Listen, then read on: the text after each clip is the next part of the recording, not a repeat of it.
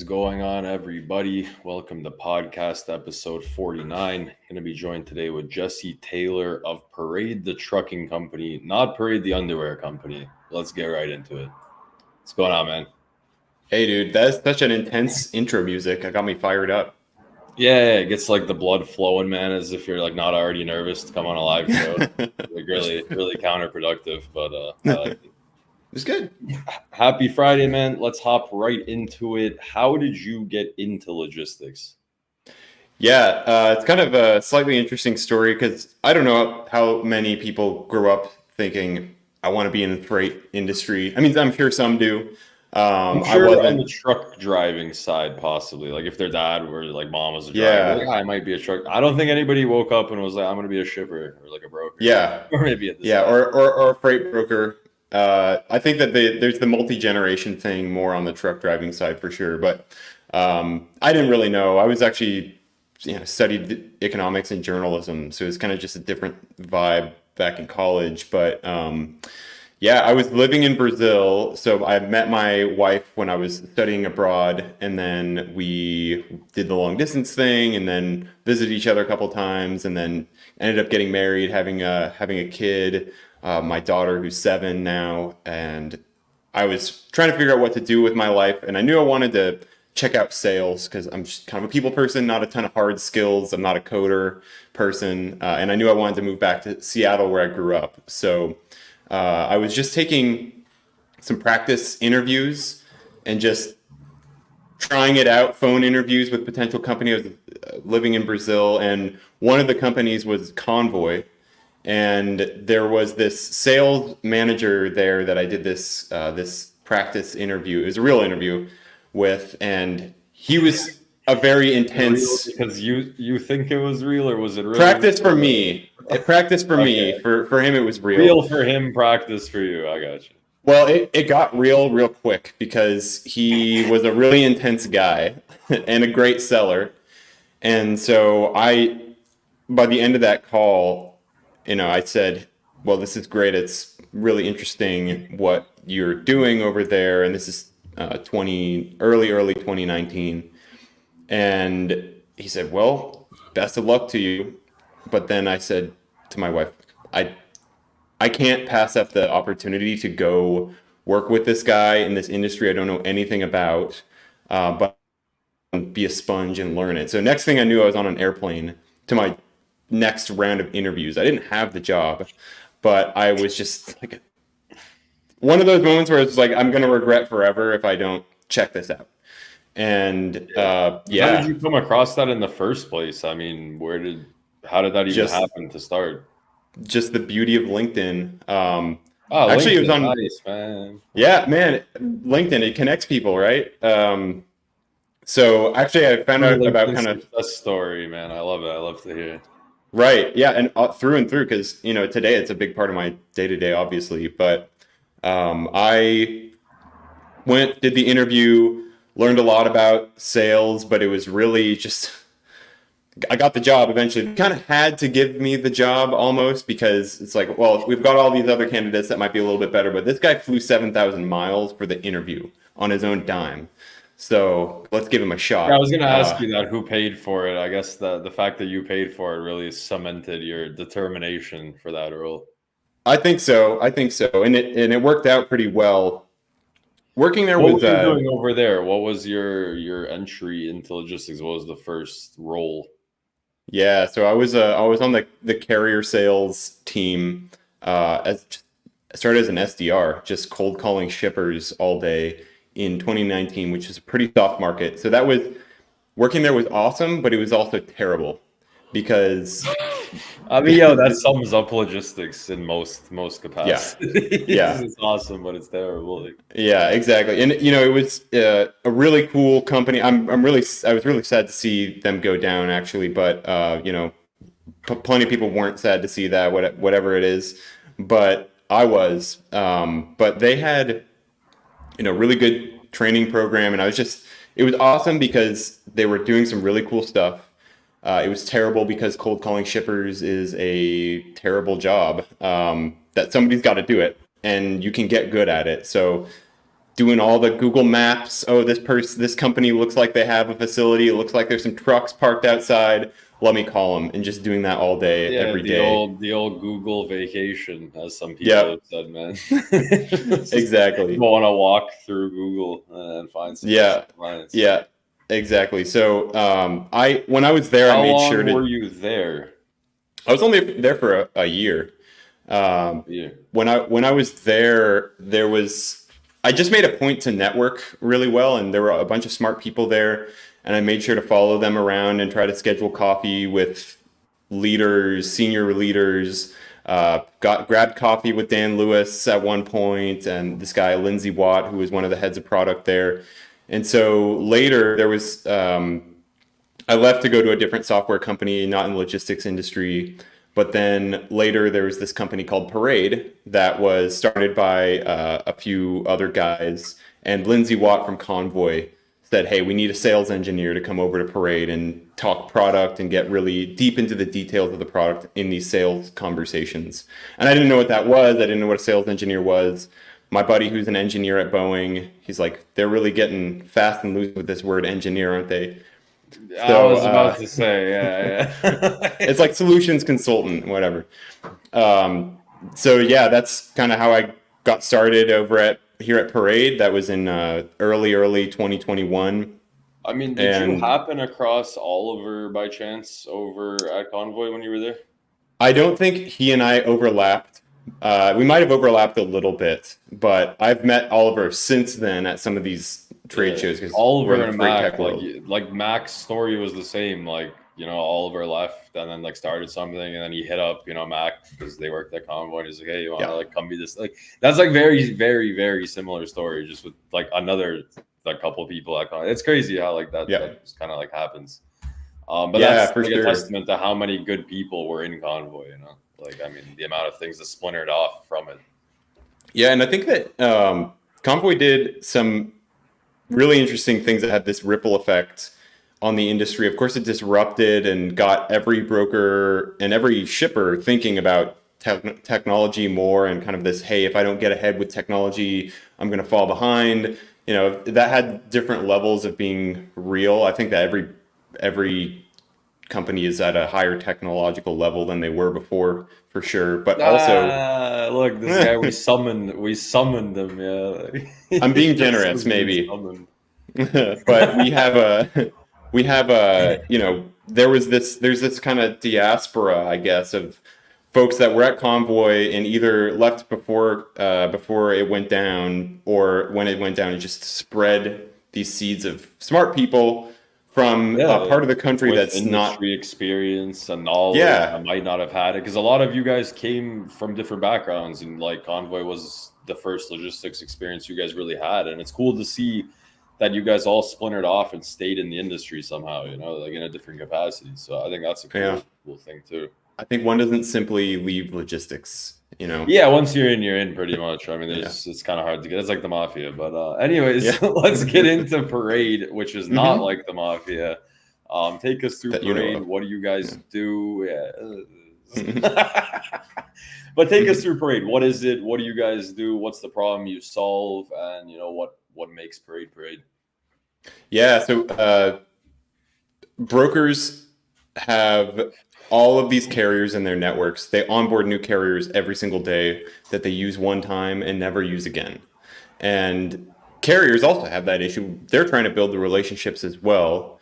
And so it's really about aggregating more data about carriers, learning about your carriers through data, and helping figure out, well, I've got this carrier that ran one load with me, but I'm sure that that carrier runs other loads sometimes. So let's figure out where is the rest of that carrier's capacity. How do I better access that capacity and win that capacity? And the way that you do that is understanding where your trucks are and where they want to be, what are the lanes that they like, making sure that your load gets in front of the carrier wherever that carrier likes to find work, and making it really ridiculously easy for the carrier to go and take that load or quote that load. And that gives time back in the broker's day to go and call the carrier, do the relationship building, all that good stuff. But that doesn't really happen if you're just bogged down in emails, inbound phone calls, just doing this Man, post let's and just pray. be honest. Like everyone in logistics says that they're like the most organized on top of it. Like you are just gonna like forget about stuff, misplace emails, something's gonna disappear. You're gonna be like too busy to try to go find it. Like let's just be honest about the fact that there's a lot of missed opportunities just being kind of like forgotten about and left in inboxes somewhere. Yeah, exactly. And you also have brokers who are super transactional, and they're really at the mercy of the open market. And you're only covering loads out on these public load boards. Well, how are you adding real value to your customers? You can do that by being really good at execution, but you're making it hard for yourself if you're just going with the one and done carriers every time. So I think that a quality carrier or quality broker that is really creating value for their shipper customers is curating a network of high quality carriers that they can routinely go and win capacity from at the drop of a hat and do it at good rates. So it's Yeah. everything is kind of that problem and building up to it. So, as many of the viewers or people that watch this on the carrier side of things, such as myself, we will know Parade as the company that brokers tell you to go look at their loads on. Like you guys are kind of communal load board for brokers. That's what the carriers are going to think when they hear Parade. And that's exactly what I thought. I was like, oh, cool. It's Yeah. like actually the people that I've been getting told to like deal with for so long. So, take us through what you guys do on the brokerage side of things, because carriers, we all know about Parade. We all get told by brokers, go use Parade, go make a Parade account. Like we're all very familiar on the carrier side of things how it works. But take us through, how does it work if you are a broker? Yeah, so if you're a broker and you're living in Parade, we have this great user interface. It's kind of, there's so much going on below the surface, but this user interface is how they interact with it. When you're trying to cover a load, you're not just putting the load out onto a load board and waiting for the calls to come in. What's happening is that load gets built in the broker's TMS, and it immediately gets sent to 18 different load boards, public load boards, private load boards, your own private carrier portal, which is the thing that you're getting asked by brokers to go and log into, tell them your lane preferences, quote on freight, book freight to. And that's happening all in the background. If you're a broker, what you're going to see is all the matching carriers. So you're going to see for every load a list of carriers. Here's the one that quoted you today on this load. Here's the carrier that ran this load for you earlier this week. Here's a carrier that posted 3 trucks on DAT today that match this load. Here are the carriers that sent you emails this week. You know, these truck list emails that carriers send out saying, here where my trucks are available right now. That used to be something that brokers would just never even look at. I'm still surprised that carriers still send those emails because 99% of the time they're not getting looked at by the broker. And that's a huge wasted opportunity. So we're reading that email, transposing it, I guess, into trucks, digitized trucks, and then putting that in front of the broker and matching those trucks to loads. So instead of just posting out there, you have 50 available options from carriers inside your network who could be a great match for this load, and then giving them the interface to say, hey, carrier, go quote this load, go book this load. Let's walk that back for a second. So if I'm a broker, I mean, which technically I kind of am, but if I'm the broker and I have my email and I tell every carrier in my network, hey guys, send me a truck list via email. Just send me an email with your trucks every day. So is Parade now able to go through that and just take all the legwork out of it? I stopped thinking about it. Yep, exactly. So you as the carrier send that to the broker. It just goes into a central broker inbox, and then it uses some, I'm going to use some buzzwords. It uses some AI to parse that email and some magic here. It uses some technology. Waves some wand around. Yeah. It just kind of goes. Exactly. And it finds all of the matching loads in that carrier's or in that broker's list of loads that they need to cover, finds the matches, and does a few things with it. It actually sends an email to the carrier saying, hey, that load list, that truck list you sent me, here are the matching loads. Here's the ability to go book them. But it also puts those trucks in front of the carrier reps, the brokers, so that they can go call or go act on it in some way to just go secure that capacity, because we're really confident. This carrier sent you a truck list email right now that they've got a truck in Lithia Springs right now getting empty. let's go and get that next load, right? Yeah, why are we not using it? Yeah, exactly. So basically, just the aggregation tool to bring brokers the options that they already have. They just aren't, I mean, really tasked or equipped or have enough opportunity and time throughout the day to deal with. So you guys just kind of Yeah. taking all the legwork out of it. You're like, hey guys, look, these trucks want your freight. We're just gonna put it in front of your face in a much like faster way. Yeah, exactly. We've taken it a step further as well because a lot of the time brokers are getting these emails from carriers and they spend a solid half of their day with these emails from carriers that have seen the load out on DAT and the carrier responds in an email and says, "Hey, can I get the load details on this? Is this still available? What's the rate?" So what Parade does, and this is the co-driver tool, it's called. It goes into the TMS, and then it also goes into whatever compliance tool, your highways and RMISs of the world. Make sure that the carrier is in good standing, it meets your requirements, and then responds back to the carrier in 10 to 15 seconds with the exact information that that carrier is asking for. So without adding a bunch of stuff, taking away a bunch of stuff, without taking forever to respond, it just goes boom. Yep, that load detail. Here are the load details. Here's your rate. What are you looking for on this? And when that carrier responds and says, "My rate's $2,500," that's a quote now. That gets put in front of the broker. So we can go through thousands of these emails, really unlimited, filter out which are the ones we can actually work with, and then gets the quote from that carrier and puts it in front of the broker. It's just cutting out Yeah, so I much mean, of the it's busy work. just so much of the manual, this manual, that. I mean, the Mm-hmm. automation stuff is obviously helpful, and like we've always talked about, it's not going to take over the world. It's not going to put us all out of a job at this point. It's just a tool in the toolbox, but to Yeah, be able it to take augments out the work. the easy work, to take out the stuff that a skilled person, like, a skilled broker shouldn't be filtering through emails and load lists and things like that, truck lists, I should say. The Exactly. AI is going to be there and get them back to doing what they're skilled at, which is the negotiating with the carrier, which is maybe calling new shippers, calling existing customers.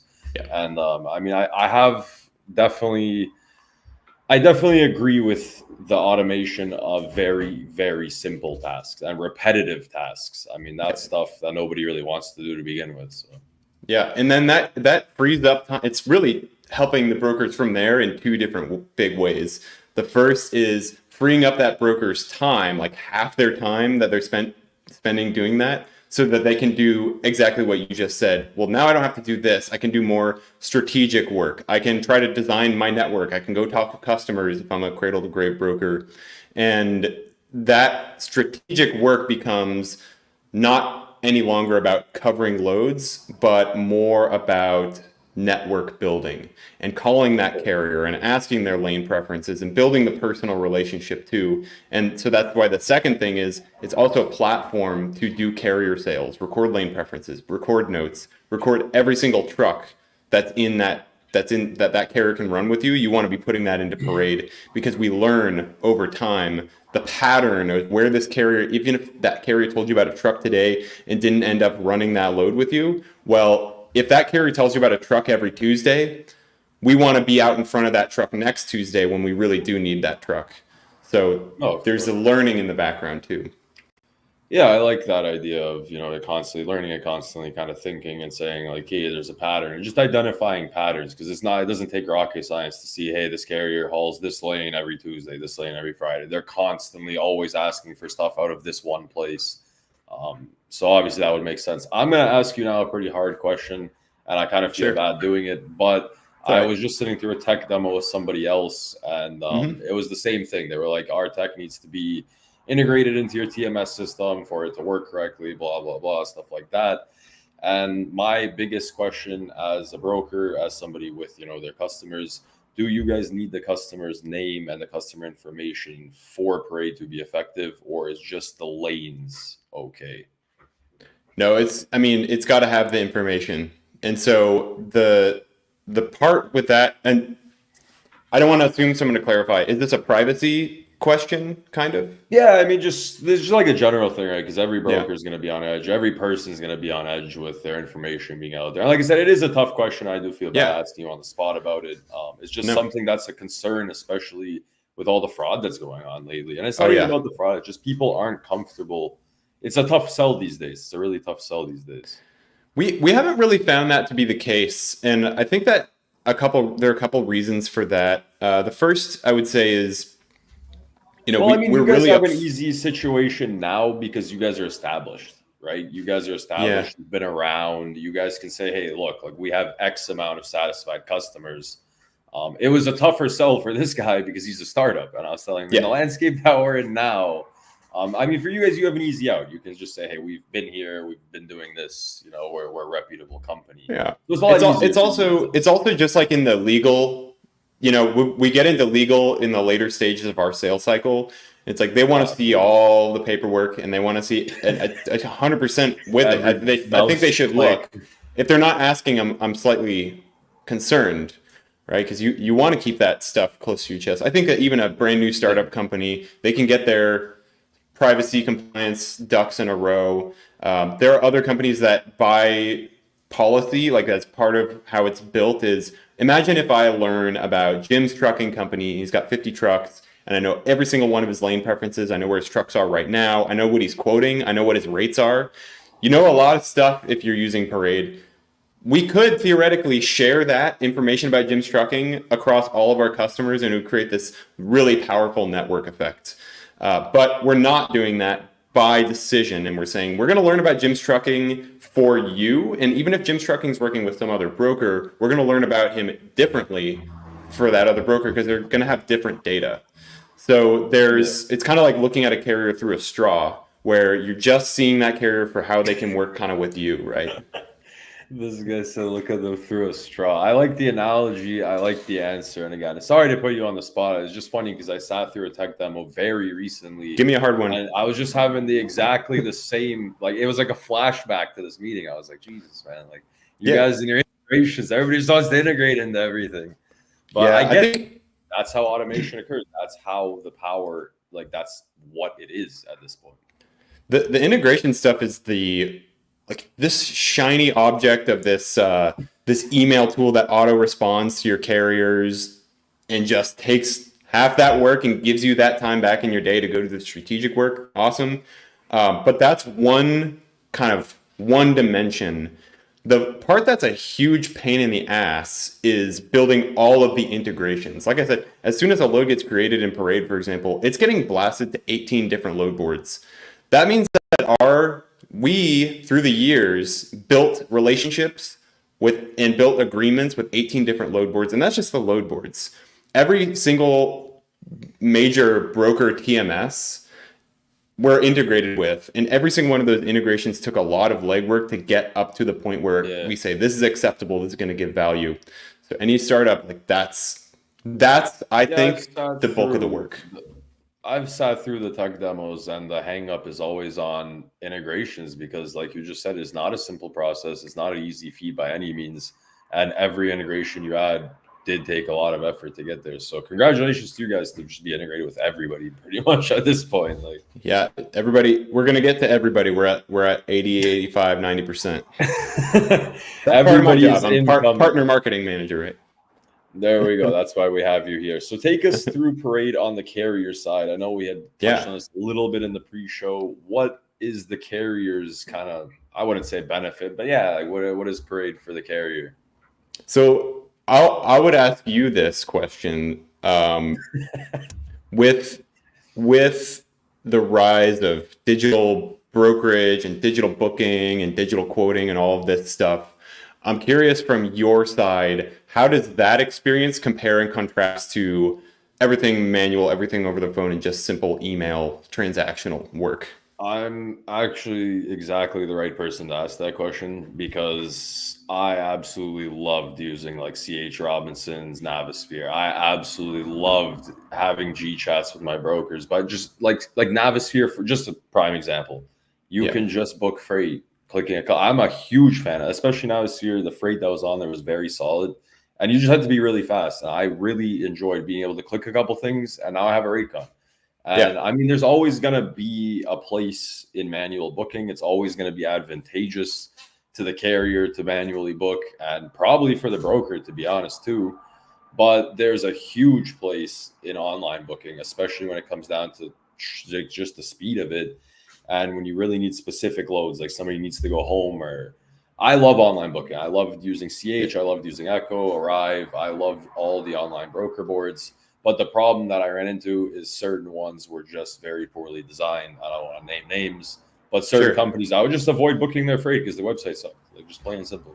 Yeah, and that's something we're trying to continuously improve on ourselves. But I think that answers it pretty well. I'd add a couple things though. So there's carriers don't want their whole day to be booking freight. They want to be running freight. They want to be moving their trucks, being a trucking company, not a load booking company, right? So if you can make it, that's what I always talk about 3 pillars, and we've added a bunch of stuff. So the 3 pillars are kind of like 4 or 5 pillars, but yeah, like we need to get the freight. We'll just keep adding the pillars as we go. It's a, what's that thing called in Greece? Yeah, the Parthenon. The Parthenon. Yeah. That, how many pillars does that thing have? So we have a couple where it's really about getting the load in front of the carrier, wherever the carrier likes to find work, and making it really easy for them to book freight. And I was talking to another guy, Jason Putney, who's also out here on LinkedIn. I love that guy. He's my favorite, man. He was on this podcast. He plays Dr. Mario competitively. I bet you didn't know that. Oh my God, I did not know that. We'll have to ask him about that. So he and I were talking about, he was kind of saying the same things about Uber and Convoy, and just like, I think part of it was just, I can go find the load and I can see the information without a bunch of lies added to it. And I don't have to figure out what's real and what's fake. So it's much easier to just see that. Exactly. So we're especially constantly striving for that. That's my biggest advantage too with using the online boards is the pickup time, the delivery time, the dates, the multi-stops. Everything is in front of you instantly. Like your decision gets made much faster. Yeah, exactly. And so if we can just make it even more seamless to just get the carriers to do that, that means our customers are benefiting because their freight is now easier for the carrier to book. That means they're going to win more capacity from the carriers that they want to work with. And in the soft market, it hasn't been hard to find capacity, but I'll tell you, it's always hard to find great capacity. Like good quality capacity is always tight. And so it's I was watching some of the broker carrier summit today. Alex Mai from Mother Trucker was talking something along the lines of, we're all just sick of bad service, man. Like it's just plain and simple. Like we just are sick of bad service. And finding good service is very difficult. And when you find it, you cherish it. So finding higher quality service is definitely the goal too. I was talking to my Uber driver. I was at the TIA Technovations, and he was a carrier. He was a truck owner operator. And he told me a couple of really interesting things. My Uber driver, he got out of the business. That's cool. I love that. Yeah. So, and he's not the first Uber driver because he's like, the math just didn't make sense for me to have this trucking company where the math was just not mathing. Yeah, the math wasn't mathing. And he's like, I spent so much time trying to find a truck mechanic that wasn't high on meth that I was like, it was impossible for me to run my company. And so he got out of it. But basically his thing was like, I found this one rep at Coyote and she would just give me the loads that I wanted, and it was fairly repeat. Even if it wasn't repeat, she would find something for me, and I didn't have to worry about finding the freight. Like that part was taken care of. And I think that's what a great broker can do for their carriers. Yeah. I mean, the brokers that can cover their carriers' trucks before they cover them in the morning, usually through emails like that, or like the night before, or like, just like the broker that covers the carriers' trucks with their own effort that's the broker you want. That's the type of people you want to surround yourself with when they're like, hey, I know you got this truck over there. I have this load. And they start covering your trucks for you because they're thinking about you and they're actually putting in some effort. They're not just waiting around until you reach out to them, which I love. Yeah, it's a carrier sales rep is a very loose term, but a true carrier sales rep is doing carrier sales in their carriers. Yeah. But all right, man, I could talk to you for hours about Parade. You're a really easy guy to talk to, but we only have about 10 minutes left before we get into the final segment. So let's wrap up Parade. If you had 30 seconds for an elevator pitch on Parade, what would it be? Sure. Well, if you're a brokerage that is looking to scale without just adding new people and also trying to do so with quality and curate really a network of carriers that you know, like, and trust, can regularly win high quality capacity from, and go and get your team from doing manual grunt work out to doing more strategic work and building a capacity network. I always use that word curate, like curating a capacity network. That takes work, and that's where Parade can come into this by taking out time in your day. You should never be posting a load manually to any load board. That should just be automatic, and you should ideally not spend any time talking to carriers that you could never work with. You would never be allowed to work with your company's policy also. I mean, I know that leaves out a lot of good carriers, but it's simply the policy that brokerages have. And so if you want to spend less time doing that and more time curating that network, digital booking and digital matching and these load board integrations are a fantastic way to do that. So hit me up on LinkedIn, I guess. Absolutely killed the pitch. And honestly, like in my brief time of actually being in carrier sales and actually selling freight with my own hands, it's really beautiful when you just type it into your TMS. So you click send and it just goes to like everything at one time. You don't have to, you just have to have your TMS. So it's really nice. It's a really, really good feeling. PGT, you guys do a lot of open deck, over dimensional stuff, don't you? Yeah, that's where that's where it's a little harder to get like end-to-end digital booking. You have to at least have that conversation, but it's more specialized. It's definitely more specialized. It's definitely not something. It's a whole different animal. But let's not get into that. I love the idea of Parade. Whole other conversation. Cool that I got to talk to you since I've been hearing about Parade as a carrier. Everybody's always like, "Come through Parade, make a Parade account, you'll get better freight." And I think everyone on the carrier side, which, you know, is another testament to your guys' success, everyone that's been on the carrier side has like come across make a Parade account or like find us on Parade at some point in their like Parade process. So you guys definitely did a good job with the marketing. And all right, man, we're done with the Parade stuff. And also you got to come back to do a tech demo. I would love to see the tech. Maybe we record that, but we'll talk about that after. I want to get into craziest logistics stories with you. One story, as we're getting sort of pressed for time. What is the absolute most insane thing that's happened to you or around you in your logistics career? I hear a lot about logistics crazy stories secondhand.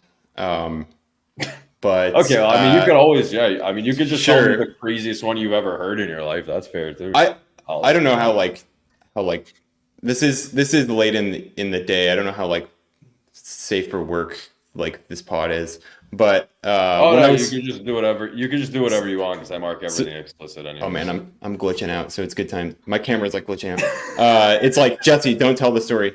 Well, I just really liked when I was cold calling shippers, and one guy I was cold calling, and I'd just gotten into the industry. He was like, "Are you guys a broker?" And we were convoys. So we were like, "Yeah, technically, but..." And he's like, "I don't work with brokers." And I said, "Why not?" And he said, "Well, working with a broker is like paying for sex. You pay too much and you feel dirty afterwards." And I was like, "Oh my God." That's why are you like glitching around? I'm like so confused. Dude, it's my camera. Can you hear me? Oh God. Better if you don't. I don't know what's happening. Here, let me I think I got you. Okay. Dude. Yeah. Anyway. I like the old school bars that came out. Yeah, man. Offline. Awesome. Offline. Yeah, I love that. All right, we're back. We're good. So that is pretty. Yeah, I mean that's pretty out there. Not something you want to hear on the other end of the phone, but that's why I love trucking, and that's the beauty. Dude, I just got shut down on the phone so many times, and at least that was a creative way of doing it. Of course, I don't believe in any of that stuff. I think he was objectively wrong. I think a great broker can be your number one logistics partner. So, yeah, of course, they're your entire sales team. I want to get into quickly with you Brazil. I mean, you mentioned I was living in Brazil before I got into logistics. And I'm assuming you weren't born there, so what kind of happened? Oh yeah, I was studying abroad, and then I met my wife. She stalked me on Facebook. She saw me at a party and found out who I was through like some scheming Facebook I mean, you're stuff. probably like the one random American guy. I wasn't probably Yeah, like, she thought I was Swedish, so it was kind of a bait and okay. switch a little bit. I mean, you kind of But do like you could be Swedish, like yeah, I have like yeah, I Norwegian can see that. heritage, but yeah, she found me, and then I just was at this other party that she saw that I had RSVP'd to, and then I just was at this party, and I just see this girl like beaming at me from across the room. I was like, oh yeah, that girl, nice. Yeah, so you basically And just went kind over of there to study, and then you just kind of fell in love, and that was just more like study, yeah. So it was exactly fell in love and went back and forth. And at the end of college, he was like, well, we're either gonna get married or break up. And I think I think kind of God just made that choice for us because we found out we were going to be parents. It's like, all right, I guess it's what I'm doing, and yeah. couldn't have been happier with what happened after.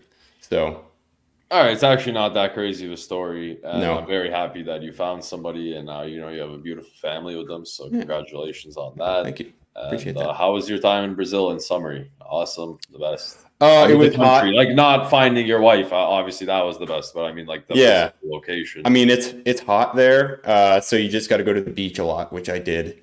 So that was really amazing. I love Brazil. I love Brazilian people. I love Brazilian food. I love steak. So it was just a good, solid, few years How there. long were you over there? Yeah, how many years Yeah, was it? about 3 years. So that was enough for me to get good enough in Portuguese to get by and Oh communicate yeah, with people. dude, And that's like I've just entered my fourth year here in Serbia, as a yeah, Canadian, and I mean I've been like conversational since about year one, year two. yeah, Yeah, you I just still that didn't really like. immersion. Yeah, like you're just gonna learn it whether you want to or you don't want to. Like you're just around it enough, you're just eventually gonna figure it out. But yeah, 3 years is definitely a long time to be in a country. So, anyways, moving on from Brazil and you finding your wife, I have two last questions for you. The first one is regarding train and rail transportation. So, I'm not sure how familiar you are with train and rail transportation, but how many chuggas come before choo choo? Uh, I would say four. Four is Yeah, fair. I think it's three or yeah. four as well. So, we're on the same page. Any Could be division of could be two is good. three. Any less than four is anything less than three. Well, Yeah, two doesn't I make don't any know. sense, You and can't I've do heard people one. say 10. Like some people say 10 or 12, and like, but then they say they're like chugga chugga chugga chugga. Like 10 or nobody 12, dude. I don't have time for that. really. Yeah. I don't have time for that Just either. The get to the train already point. left. Yeah, just get to the choo choo part. Final question before we turn it over to Lev is going to be the famous chicken wing choices. So, would you eat chicken wings? Are you drums or a Yeah. flats guy? Flats. I like flats. Flats. Ranch or blue cheese dipping sauce? I don't usually dip in a sauce, but I would say blue cheese. Yeah. I like ranch too. And breaded or non-breaded? Non-breaded. I mean, you got the blue cheese, so I'll give you that. I mean, the flats and the non-breaded is not okay, but the blue cheese is the hard one, so you aced it, so I'm cool with that. Yeah. But Yeah. I'm going to I'm turn not you picky. I like over. all the above. Yeah, I mean, food is food, man. I'll eat all of it too. I But mean, you I got to don't pick care. one. It's like, I got it. I I mean, if got you. somebody put all the wrong answers in front of me, I'll still eat it. I'm not saying I wouldn't eat it. Yeah. Yeah. It's like pizza. It's like even if it All has right, man. I'm gonna pineapple on turn it, you I'll still eat over. it. Oh no! Don't go there. Pineapple pizza is my favorite pizza. Don't even do that. Oh, all right, man. I don't know. Yeah. All right, I'm gonna get out of here before we fight about pizza. Enjoy rapid fire with Lev. Sick. Hey, Jesse, thanks for joining us this Friday afternoon. We're going to play rapid fire. We're going to play two games. First game is going to be called either or, so you're going to have to make a pick. The point of these games is to get to know you a little bit from a different side, a little bit from the more personal side rather than the professional. But before, I have an important question for you. What are you going to be for Halloween this year? Who are you going to be for Halloween? Ozzy Osbourne. Excellent. Yeah. All right, you ready to go? Yep. All right, you're going to have 5 seconds to reply. First question, carrier or broker? Broker. Chocolate or vanilla? Chocolate. Would you rather fly Spirit or Frontier? Spirit. Really? Okay. I don't know. I've never flown either of those. I like yellow. Yellow. It's like a school bus in the sky. Yeah. Instagram or LinkedIn? LinkedIn. Bezos or Musk? Musk. Fox News or CNN? Fox News. Side of fries or side of veggies? Side of fries. And this one is, I guess, specific to your what could be called now your Seattle heritage. Boeing or Amazon? Ooh. I'd have to say Boeing. Indeed or LinkedIn? LinkedIn. Hunter or farmer? Hunter. Comedy or horror? Horror. Would you rather have margarita or a mojito? Mojito. Work from home, hybrid, or an office? What do you prefer? Hybrid. Red or white wine? Red. Would you rather be on a dating show or a survival show? Dating. Microsoft 365 or Google Suites? Google. How do you do it? Do you seduce the gatekeeper, or do you lie to the gatekeeper? Seduce. Love it. Are you an introvert or an extrovert? Extrovert. Golf or football? Golf. Dunkin' Donuts or Starbucks? Starbucks. Paper logs or ELDs? ELDs. Even if you More had data. your company, you would still do ELDs? If I had my own trucking company, I don't know. I feel like it's harder to keep track of the paper logs, but I've heard arguments either way. Don't feel strongly. Do you prefer the phone or email? Phone. Night owl or an early bird? Early bird. In terms of brokerages, what do you think is more effective, the cradle to grave model Split. or Chicago model? Okay. Yeah. Would you rather be on the carrier side or the customer side? Customer. Why? I just like selling. Love it. Carrier should be selling. Was that the wrong answer? Sorry, Alex. Jesse likes to make more money. You know, he likes money. It's okay. So thanks for participating in the first half. The second game is called First Thought. Just have to blurt out the first thing that comes to your mind when I say, the words in question. All right. Ready? Yeah. What's your favorite dish to cook? Ragu. Spaghetti. All ragu. Favorite spices to use? Just the Indian spices. What's your favorite TV show? House. What do you want your kids to be when they grow up? Entrepreneurs. Dispatch, carrier side or customer side for the kids? Dispatch. Carrier. I don't know. Okay. I guess we can have that conversation later with them. Yeah. What's your favorite Brazilian drink? Caipirinha, man. What's The your basic. Love it. Favorite type of steak? I like picanha. It's a Brazilian cut. What comes to your mind when I say Seattle?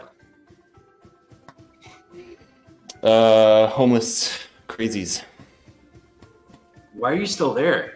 Jeez. It's home, man. Yeah, that's a brutal answer, bro. It's Brutal. It's getting better. I'd like to call you an optimist. What's your favorite trade show conference that you have attended? McLeod User Conference. What was your favorite commodity to ship? Chemicals. Favorite athlete? Fuck.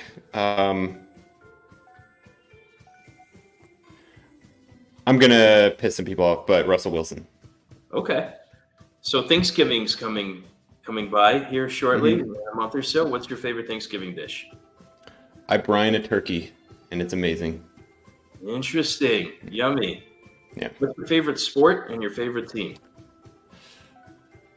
My favorite sport to watch is probably football, and I'm a Seahawks fan. Makes sense. What's your favorite college team? Yeah, I don't really have a college team. I went to a stoner college. We didn't have sports. For Huskies, I guess. Washington Huskies. Okay. Yeah. Who was your celebrity crush growing up? Amanda Bynes. Favorite city? Didn't work out. Favorite city? Chicago. Chicago and Seattle. Favorite country? US of A, baby. Love it.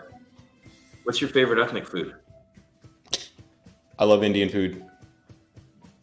Favorite board game? My kids and I play this game called Sleeping Queens. It's pretty good. Pretty good board game. I'll have to check that out. Yeah, it's fun. What comes to your mind when I say Trump? Disruptor. Cold call. Hell. Strong solo. Sergey. What is the most, and by the way, thanks for playing. You've completed 2 of 2. Just had a couple questions here to follow up. What is the most interesting thing being married to a Brazilian? The family values are different and stronger and better. Can you expand on that just a little bit? Yeah, I mean, they're very tight-knit, huge families in Brazil, and family is just like the base of everything. And I know we have that here in the US, kind of. I didn't really have that as much growing up. I had it, but, never on like the Brazilian level. So, yeah, love it. What was the most challenging or rewarding sale that you have made in your career? You can talk a little bit. Gosh. Most challenging, and I think that the most rewarding sale, I closed a brokerage over they're in Austin, and they had left Parade at one point, and then I closed them to come back, and now they're automating like half of their freight. So that's been super rewarding. Though it's challenging, I didn't close them. It was Steam Logistics, and what a success story. Yeah, they're super good success story, and they just went all in. They just said, we'll do whatever you tell us to do to get successful, and they did it. And it was like a slightly rocky start, which always is a possibility, but once they got dialed in, it's just like, yeah. What would you say is Parade's largest, strongest advantage versus your competition? Probably just how multi-channel we are with both data coming in and data coming out. So we've built, like I said, all of these integrations with every single channel, every single load board, every single data source, every single TMS. And so that feeds in an absurd amount of data. And then the integrations going out are really what make the operational stuff work. So if a carrier clicks book now or something, we have this seamless integration across the platforms back to the TMS. So yeah, that's what I'd say. Love it. Just the integration and the channels. And I think you guys have a really, really fantastic product, and I'm really interested to see what it evolves to over the years, because there's always going to be more integrations and more. And I wish you guys the best. And just one last question: how would you describe Alex Bates in one word? Friendly. Perfect. Jesse, thank you for joining us. Have a wonderful, wonderful weekend. I like the final question. Let's take it easy. Have a good weekend. Bye, guys. Thanks, guys. All right, Jesse, thank you for stopping by. I will get back to you. We will schedule some tech demo stuff. I would like to go into that with you. Thank you for stopping by. Should not have said the prostitute thing. I really shouldn't have said that. It's okay. I'll just water into it. It's over now. I won't make it. It's okay because somebody did this before and I made it a clip and then they got in trouble. So I just won't make it a clip, bro. And nobody will. That would be cool. If you just don't make it a clip, I don't give a shit about the rest of it. I think no one will see it as long as it doesn't become a clip. So. Yeah. I'll just, what prostitute thing? What are you talking about, bro? Yeah. So, all right, man. That did shut me down on that cold call. All right. Thank you. I'll talk to you later, man. We won't make that a clip, bro. Okay. Cool, man. Anytime. And that's the end of podcast episode 49 with Jesse Taylor of Parade. Have a great weekend, everybody.